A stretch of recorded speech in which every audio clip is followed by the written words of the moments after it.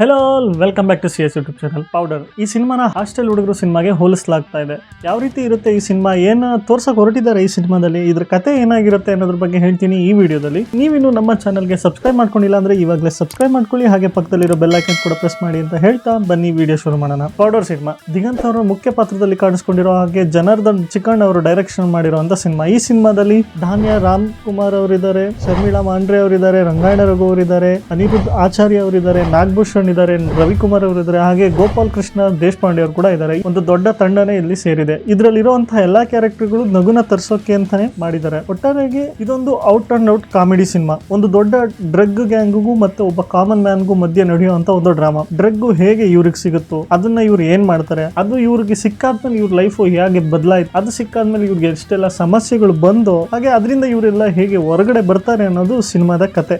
ಬಿಡಿಸಿ ಹೇಳೋದಾದ್ರೆ ಇಲ್ಲಿ ಹೀರೋ ದಿಗಂತ್ ಆಗಿರ್ತಾರೆ, ಹೀರೋಯಿನ್ ಆಗಿ ಶರ್ಮಿಳಾ ಮಾಂಡ್ರೆ ಅವರು ಇರ್ತಾರೆ. ಅನಿರುದ್ಧ ಆಚಾರ್ಯ ಮತ್ತು ಧಾನ್ಯ ರಾಮ್ ಕುಮಾರ್ ಅವರು ದಿಗಂತ್ ಅವರ ಫ್ರೆಂಡ್ಸ್ ಆಗಿರ್ತಾರೆ. ಹೀರೋಯಿನ್ ಅಣ್ಣನಾಗಿ ರವಿಕುಮಾರ್ ಅವರು ಕಾಣಿಸ್ಕೊಂತಾ ಇದ್ದಾರೆ. ಹಾಗೆ ರಂಗಾಯಣ ರಘು ಒಬ್ಬ ಡ್ರಗ್ ಡೀಲರ್ ಮತ್ತು ಸ್ಟೋರ್ ಇನ್ಚಾರ್ಜ್ ಆಗಿರ್ತಾರೆ. ಮತ್ತು ಗೋಪಾಲ್ ಕೃಷ್ಣ ಅವರು ಕೂಡ ಒನ್ ಮೋರ್ ಡ್ರಗ್ ಡೀಲರ್ ಆಗಿರ್ತಾರೆ ಇನ್ನೊಂದು ರೀತಿಯಲ್ಲಿ. ಕತೆ ವಿಷಯಕ್ಕೆ ಬಂದ್ರೆ ದಿಗಂತ್ ಅವರು ಒಬ್ಬ ಸ್ಟೋರ್ ಮ್ಯಾನೇಜರ್ ಆಗಿರ್ತಾರೆ. ಅವ್ರಿಗೆ ರಂಗಾಯಣ ರಘು ಅವರು ಮೆಟೀರಿಯಲ್ಸ್ ನ ಹ್ಯಾಂಡ್ ಓವರ್ ಮಾಡ್ತಾ ಇರ್ತಾರೆ. ಅಚಾನಕ್ ಆಗಿ ಒಂದು ದಿನ ಒಂದು ಸ್ಟಿಕ್ಕರ್ ಮಿಸ್ ಮ್ಯಾಚ್ ಆಗಿ ಬೇರೆ ಎಲ್ಲೋ ಹೋಗ್ಬೇಕಾಗಿದ್ದಂತ ಡ್ರಗ್ಸ್ ದಿಗಂತ್ ಅಂಗಡಿಗೆ ಬರುತ್ತೆ. ದಿಗಂತ್ ಅಂಗಡಿಗೆ ಬಂದ ಡ್ರಗ್ಸ್ ಅದಾದ್ಮೇಲೆ ಅದು ಡ್ರಗ್ ಅಂತ ಗೊತ್ತಾಗಿದ್ದು ಅನಿರುದ್ಧ ಆಚಾರ್ಯ ಅವ್ರ ಕಡೆಯಿಂದ. ಸೊ ಆ ಡ್ರಗ್ ಸಿಕ್ಕಾದ್ಮೇಲೆ ಅವ್ರು ಅದನ್ನ ಸೇಲ್ ಮಾಡೋದಕ್ಕೆ ಪ್ರಯತ್ನ ಬೀಳ್ತಾರೆ. ಎಷ್ಟೆಲ್ಲಾ ಕಷ್ಟ ಬೀಳ್ತಾರೆ, ಯಾರನ್ನ ಮೀಟ್ ಮಾಡ್ತಾರೆ ಆ ಡ್ರಗ್ ನ ಸೇಲ್ ಮಾಡೋದಕ್ಕೆ. ಆ ಡ್ರಗ್ ಇವ್ರಿಗೆ ಅಪ್ಲೈ ಆದಾಗ, ಅಂದ್ರೆ ಅಚಾನಕ್ ಆಗಿ ಆ ಡ್ರಗ್ ನ ಇವ್ರು ಯೂಸ್ ಮಾಡಿದಾಗ ಅದು ಇವ್ರ ಮೇಲೆ ಹೇಗೆ ಇಂಪ್ಯಾಕ್ಟ್ ಮಾಡುತ್ತೆ ಅನ್ನೋದನ್ನ ತೋರಿಸಿದ್ದಾರೆ. ಅದರಲ್ಲೂ ಲಾಸ್ಟ್ ಕೊನೆಯ 20 ನಿಮಿಷ ಕಂಪ್ಲೀಟ್ ಆಗಿ ಇದ್ರ ಬಗ್ಗೆನೇ ಇರುತ್ತೆ. ಅಂದ್ರೆ ಈಗ ಡ್ರಗ್ ಇವರ ಮೇಲೆ ಬಿದ್ದಾಗಿದೆ, ಇವರು ಡ್ರಗ್ ನ ಯೂಸ್ ಮಾಡ್ಬಿಟ್ಟಿದ್ದಾರೆ. ಸೊ ಅವಾಗ ಇವರು ನಶೆಯಲ್ಲಿ ಇವರ ಇಮ್ಯಾಜಿನೇಷನ್ ಅಲ್ಲಿ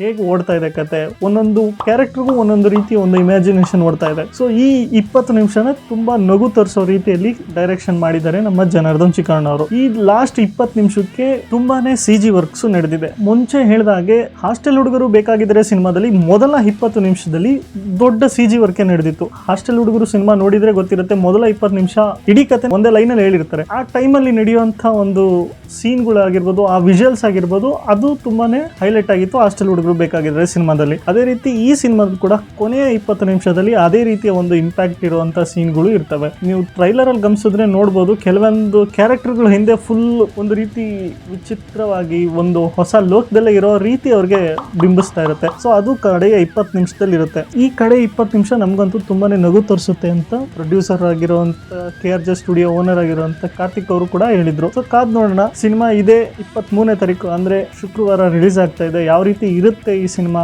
ಎಷ್ಟು ನಗು ತರಿಸುತ್ತೆ ನಮ್ಮನ್ನೆಲ್ಲ ಅಂತ ಕಾದ್ ನೋಡೋಣ ಅಂತ ಹೇಳ್ತಾ ಈ ವಿಡಿಯೋನ ಇಲ್ಲಿಗೆ ಮುಗಿಸ್ತಾ ಇದ್ದೀನಿ. ವಿಡಿಯೋ ಇಷ್ಟ ಆಗಿದ್ರೆ ಲೈಕ್ ಮಾಡಿ, ಹಾಗೆ ವಿಡಿಯೋ ಬಗ್ಗೆ ನಿಮ್ಗೆ ಏನು ಅನಿಸ್ತಾ ಕಮೆಂಟ್ ಮಾಡಿ. ಮತ್ತೆ ಸಿಗ್ತೀನಿ ಮತ್ತೊಂದು ವಿಡಿಯೋದಲ್ಲಿ. ಅಲ್ಲಿವರೆಗೂ ಬಾಯ್, ಸೈನಿಂಗ್ ಆಫ್ CS.